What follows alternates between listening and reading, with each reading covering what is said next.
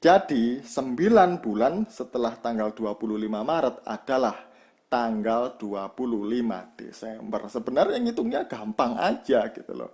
Nggak.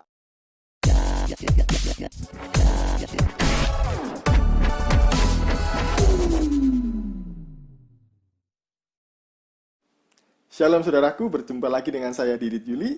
Kali ini saya masih membahas KAF Media Channel karena saya begitu tergelitik untuk membahas channel ini.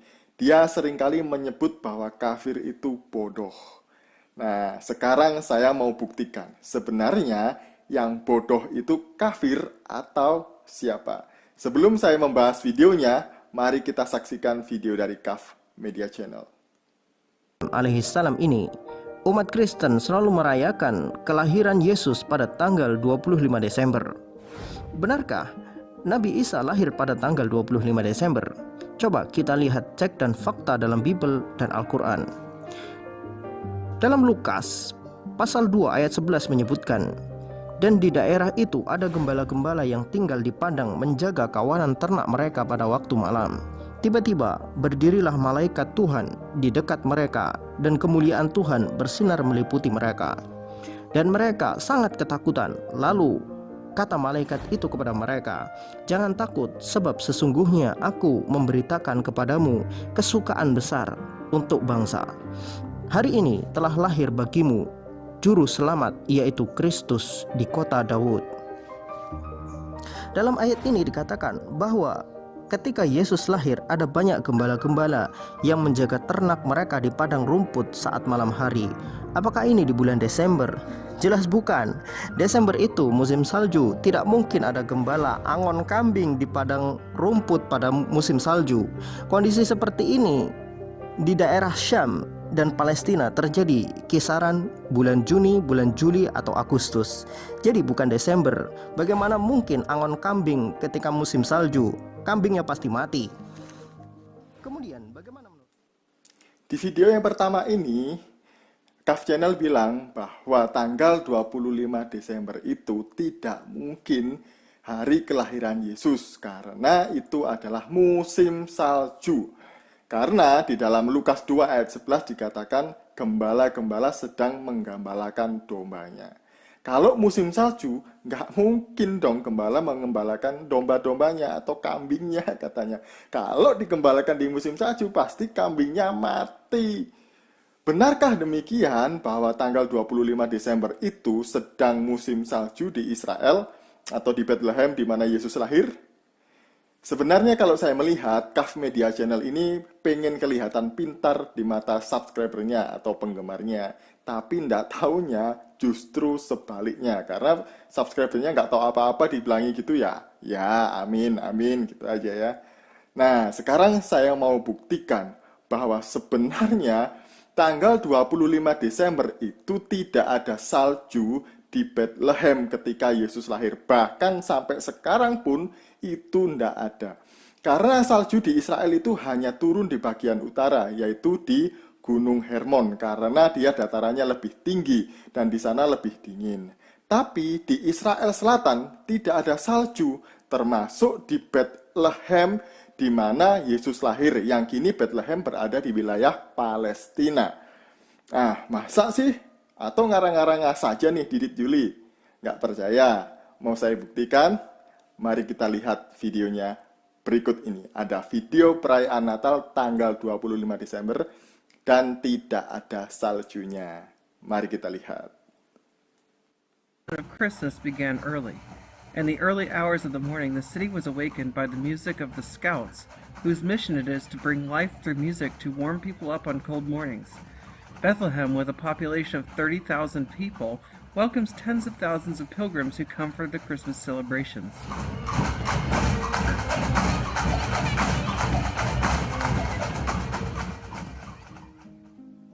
At the Church of the Nativity, a large crowd of faithful from all over the world was already waiting to visit the quintessential holy place, the grotto where Jesus was born 2,000 years ago. It feels like the first time. Christmas is always Christmas, and experiencing it in Bethlehem is the best you could wish for. From the city of Bethlehem, where the Prince of Peace was born, I hope you can also believe in this peace. Peace exists. We must seek it out and make it a reality. Gimana? Masih ngotot 25 Desember itu banyak salju di Israel atau di Bethlehem? Nah, video ini tadi membuktikan bahwa perayaan Natal di Palestina, di Bethlehem itu sama sekali gak ada salju. Jadi bisa dilihat ya, kalaupun di Israel itu turun salju, di Israel Utara, itu bukan Desember, tapi Januari dan Februari, itu baru turun salju. Jadi gimana? Percaya dengan Kaf Media Channel? Siapa yang bodoh? Saya, si kafir ini, atau siapa? Nah, mari kita lihat video selanjutnya. Juga ini saya mau buktikan bahwa kafir itu tidak bodoh. Mari kita lihat video dari Kaf Media Channel yang kedua ini. Di dalam surat Maryam ayat 23 sampai 25 Allah Subhanahu wa taala menyebutkan, maka rasa sakit akan melahirkan seorang anak memaksa dia bersandar pada pangkal pohon kurma.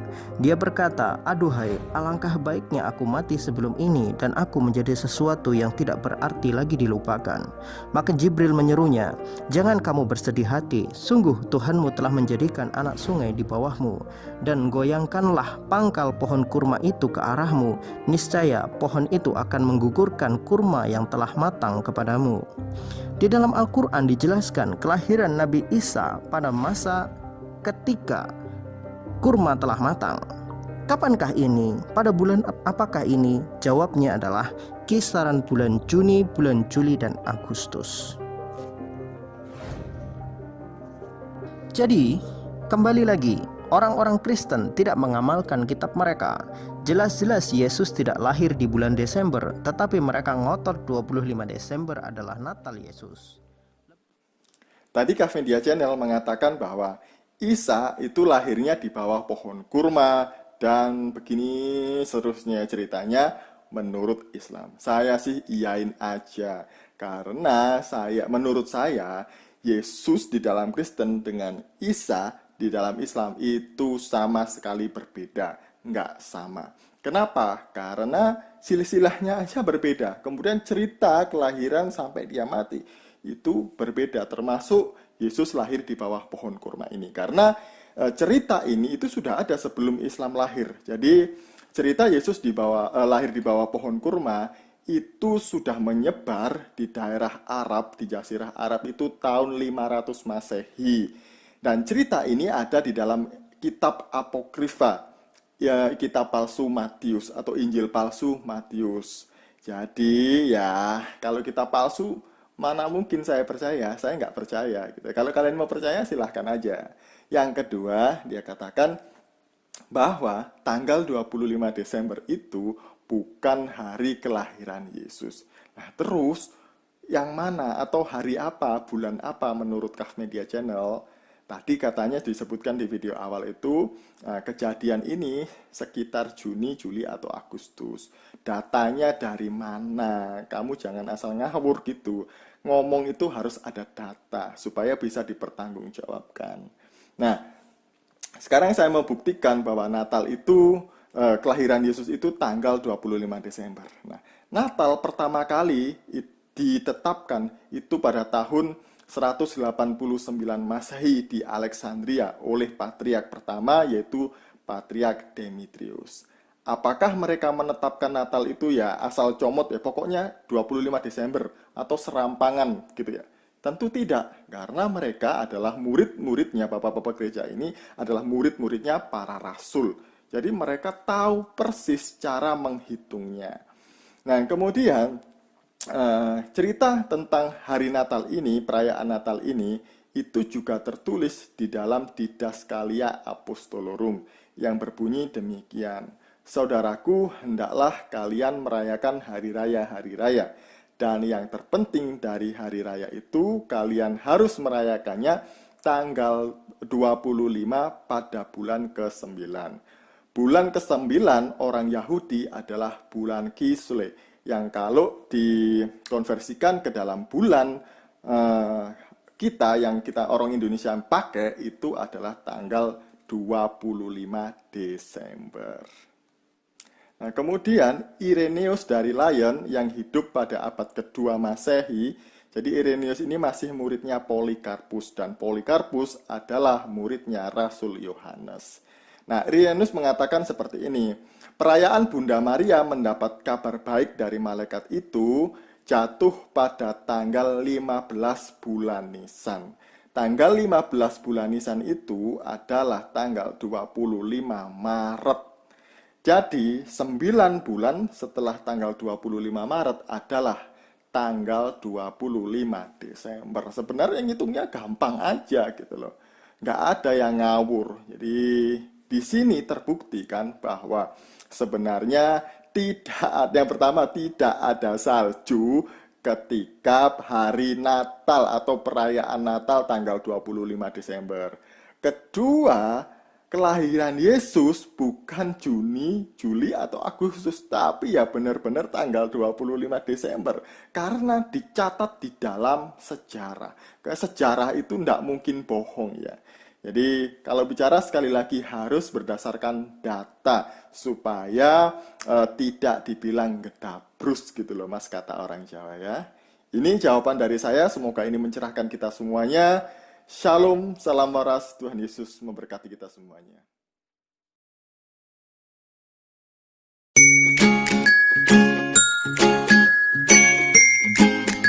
We wish you a Merry Christmas. We wish you a Merry Christmas. We wish you a Merry Christmas and a Happy New Year. Saudara dalam Tuhan, Christmas is coming. Dan Natal sudah sangat-sangat sebentar lagi kita merayakannya ya kan. Natalan sebentar lagi. Saudara kasih dalam Tuhan, sebentar lagi kita mau menginjak bulan Desember. Dan kalau sudah bulan Desember, maka kita akan bersuka cita buat Natal. Tapi di bulan sebelum masuk bulan Desember ini, masih di bulan November, ada sesuatu yang menyedihkan hati saya ketika saya membaca Detikcom.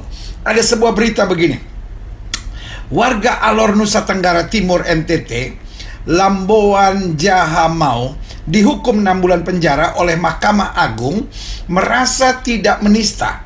Lamboan akan mencari keadilan ke Mahkamah Konstitusi. Berikut status Lamboan yang ditulis di akun Facebooknya.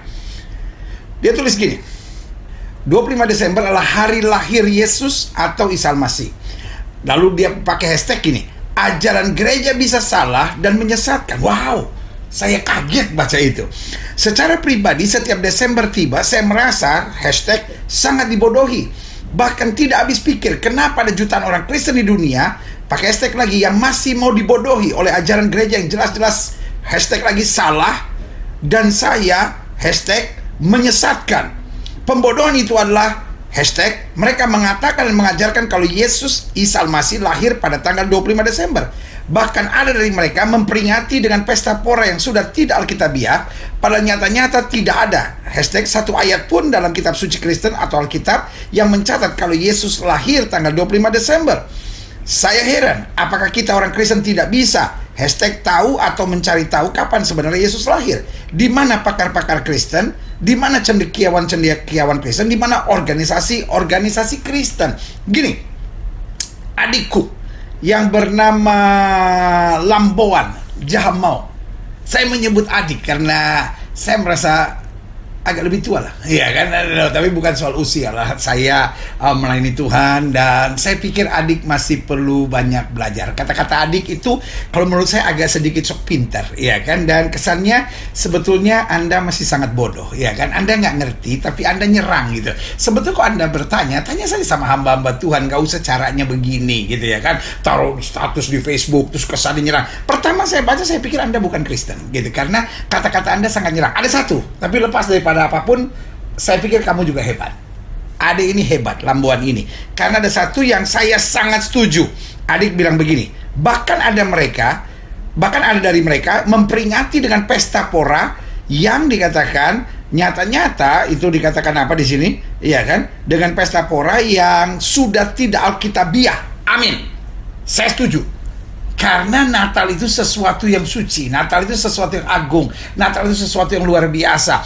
Orang yang merayakan Natal di diskotik, orang yang merayakan Natal dengan minuman, orang yang merayakan Natal dengan merokok, orang yang merayakan Natal dengan pesta pora, dengan baju-baju seksi, menghina Yesus Kristus Tuhan. Karena Natal harus dirayakan di gereja dengan pertobatan, dengan baju yang mengagungkan Kristus. Kenapa? Karena kita diajarkan Tuhan untuk hidup dalam kesucian. Alkitab berkata, tanpa kekudusan tidak ada seorang pun dapat melihat Tuhan. Dan kekudusan bukan hanya soal hati, kekudusan bukan hanya soal tekad, tetapi kekudusan segenap hati, segenap hidup, segenap jiwa kita pakai untuk memuliakan Kristus. Dan Alkitab berkata, tubuhmu adalah bait Roh Kudus. Jadi saudaraku yang kasih dalam Tuhan, cara berpakaian kita pun dalam perayaan Natal juga harus benar. Nah, saya akan menyetir kalimat Anda yang berkata, adikku yang saya sayang, Lamboan ini, dengar ya. Saya harap Anda dengar, dan saya harap juga yang selama ini meragukan 25 Desember dengar. Kalau ada yang bilang 25 Desember tidak dalam Alkitab, itu adalah hari lahirnya, apa itu katanya, Dewa Matahari. 25 Desember mau hari lahirnya Dewa Kucing, mau Dewa Mata Bunder, mau lahirnya Dewa Kodok Sungai, saya nggak mau tahu. Iya kan? Saya nggak mau tahu. Tapi kita tidak merayakan karena itu hari lahirnya Dewa Matahari. Kita juga nggak merayakan karena hari raya atau hari lahirnya Dewa Kodok Bunder atau Dewa apapun. Saya nggak mau tahu. Tetapi kenapa kita merayakan 25 Desember? Karena Alkitab ngomong begitu.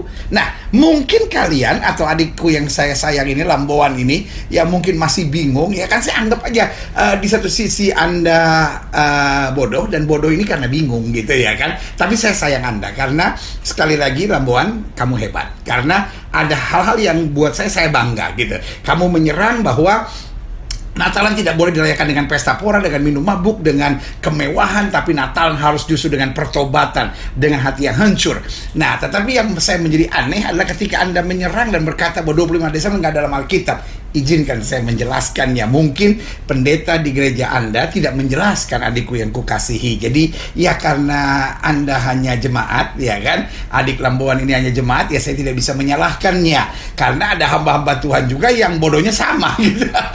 Ya nggak ngerti, karena nggak ngerti Alkitabnya, nggak ngerti sejarah gerejanya, nggak ngerti sejarah tanah perjanjiannya. Tapi izinkan saya menjelaskan. Lukas 1 ayat 26 dikatakan demikian, dalam bulan yang ke-6.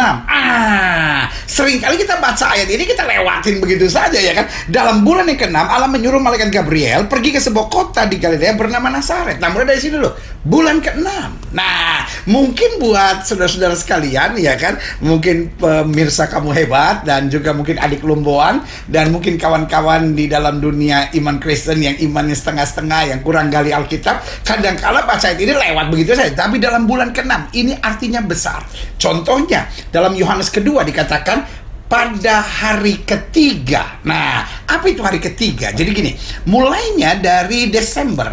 Mulainya maksudnya dari hari Minggu. Hari Minggu dalam bahasa Ibrani yaitu Yom Rishon. Nah, Rishon itu bukan sekedar nama hari, tapi juga Rishon menjelaskan pertama. Jadi kata Yom Rishon berarti hari pertama. Jadi kalau hari pertama Minggu, berarti hari kedua apa? Senin. Dalam bahasa Ibrani Shni'i, ya kan? Baru yang ketiga, hari Selasa, Yom Shlishi, ya kan? Dalam bahasa Ibraninya, jadi ini hari pertama disebut Yom Rishon, hari kedua disebut Yom Shni'i, dan hari ketiga Yom Shlishi atau Selasa kita. Jadi dalam Yohanes pasal 2 dikatakan hari ketiga itu hari Selasa. Nah, kenapa mereka pada zaman itu banyak orang Yahudi melakukan pernikahan atau hari-hari yang baik di hari Selasa? Karena ada pepatah dalam bahasa Ibrani, Yom Shlishi Pahmaim Kitov, hari Selasa atau hari ketiga 2 kali lebih baik. Nah,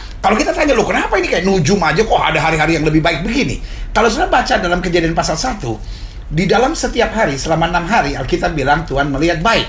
Tapi khusus hari Selasa 2 kali disebut Tuhan melihat itu baik. Jadi saudara yang kasih dalam Tuhan, itu sebabnya orang Yahudi sampai hari ini masih memegang keyakinan iman sesuai dengan Alkitab, Yom Shlishi Pamaim Kitov, hari ketiga 2 kali lebih baik dari hari-hari selanjutnya. Itu soal hari.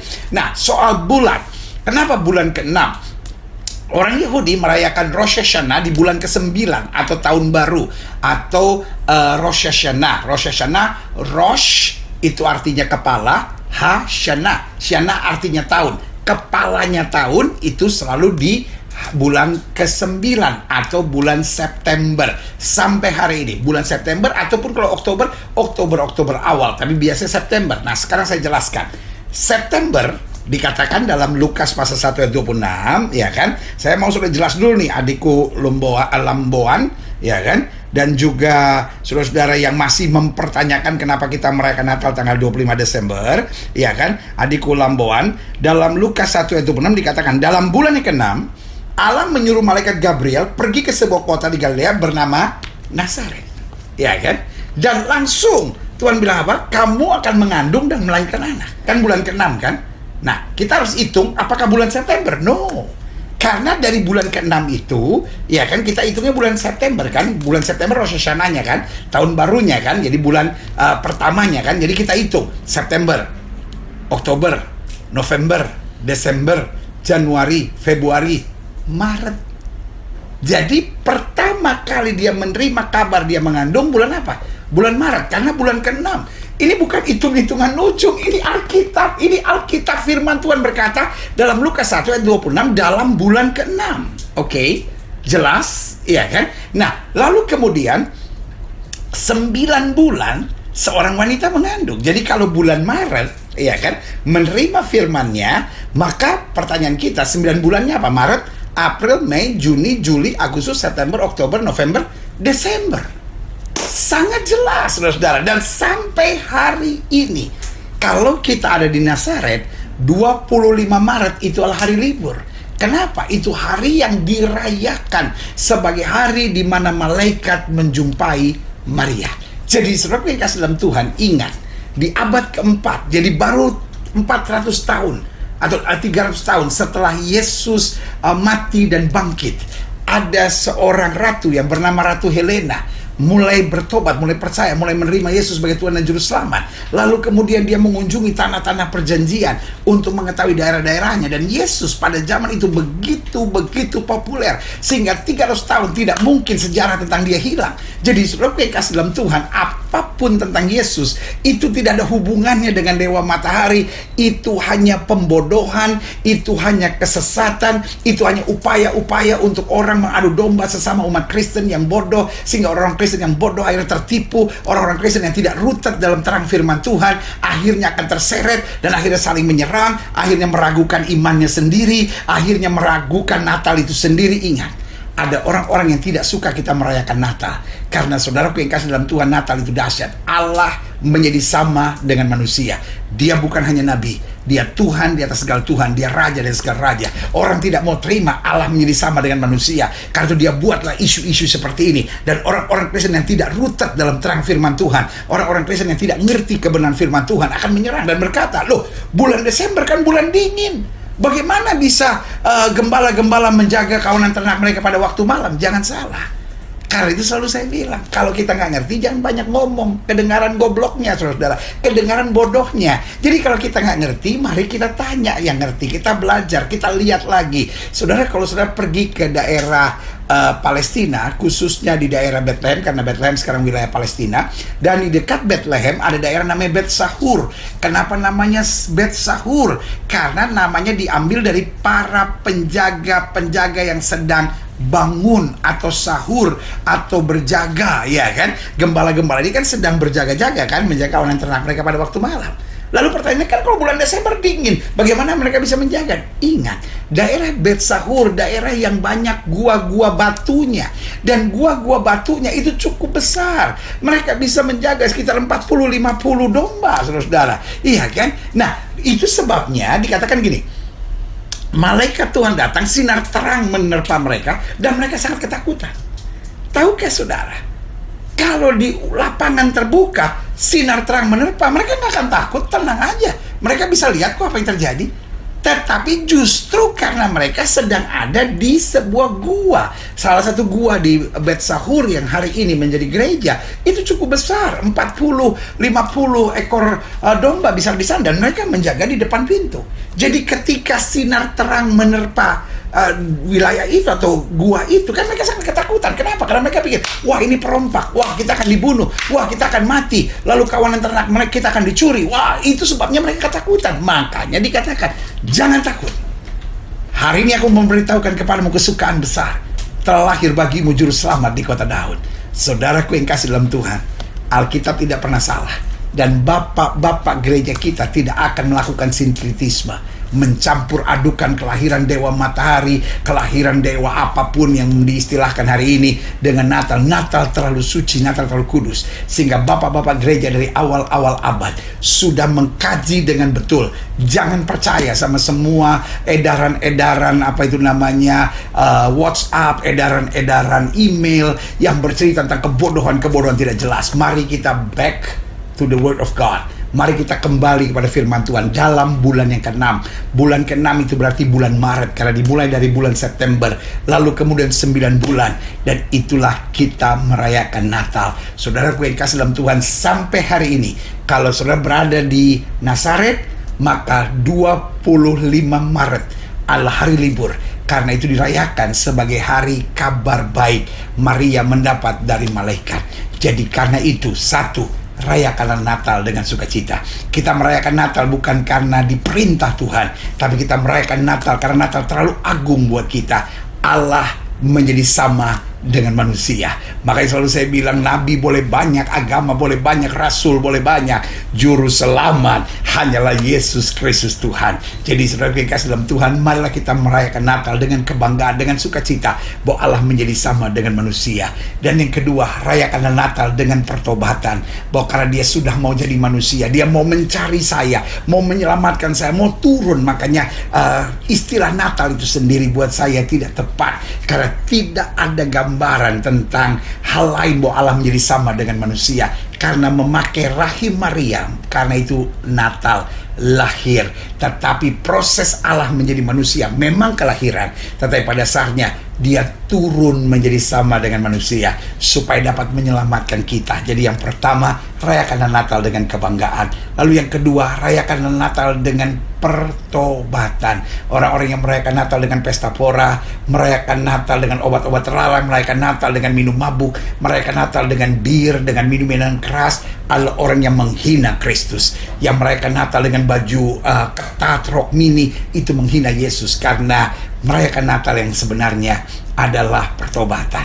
Yang ketiga, rayakan Natal dengan kasih, karena Alkitab dengan tegas berkata, karena begitu besar kasih Allah akan dunia ini, sehingga telah mengaruniakan anak yang tunggal, supaya barang siapa yang percaya kepada tidak binasa, melainkan beroleh hidup yang kekal. Jadi waktu kita merayakan Natal, kalau kita masih ada benci, masih ada kepahitan, masih ada iri, masih ada sakit hati, lepaskan semuanya, karena kita tahu kalau kita mengampuni, maka Bapa kita di sorga mengampuni.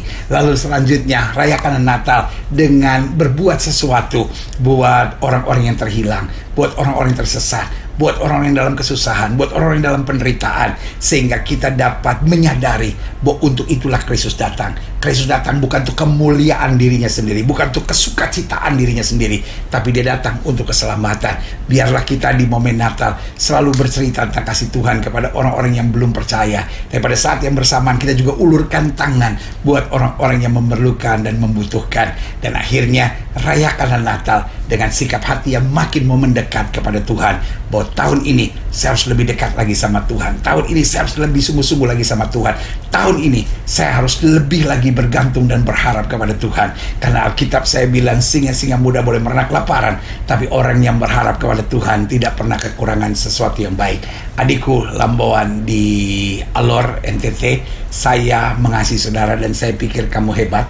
Kamu hanya korban ketidakmampuan para hamba-hamba Tuhan mengajarkan kamu, tapi kamu gak usah sakit hati, karena kamu memang tidak mengerti. Mulai hari ini buka hati, belajar Alkitab dengan betul, dan saran saya, kalau kamu belum tahu, bertanyalah. Jangan kalau belum tahu teriak sana, nyerang sana, bikin status yang enggak gitu. Santai saja bro, santai bro. Kamu buat saya adalah adik yang saya sayangi. Saya berdoa buat kamu, tapi tetap ada satu kebanggaan saya buat kamu. Kamu menentang perayaan Natal dengan pesta, dengan minum mabuk. Buat saya kamu keren. Karena itu biarlah saya berdoa, Natal tahun ini menjadi Natal yang paling spesial. Mungkin kamu memang harus merayakan di penjara hari ini, tetapi tidak mengubahkan kasih Kristus kepada kamu. Yesus tetap mengasihi kamu. Yesus punya rencana yang indah buat hidup kamu. Kamu gak usah sakit hati, gak usah benci sama orang-orang yang melaporkan kamu, tetapi kamu percaya saja. Roma 8 ayat 28, Allah turut bekerja dalam segala perkara untuk mendatangkan kebaikan.